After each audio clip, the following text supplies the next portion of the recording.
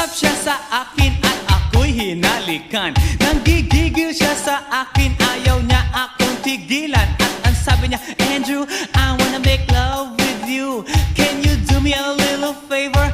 Can I always be with you? But ako'y biglang nagulat nang bumukas ang pinto. It was Anna's elder sister, so kami na pahinto.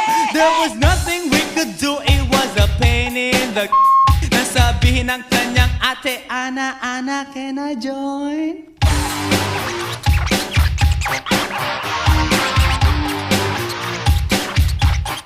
Andrew called me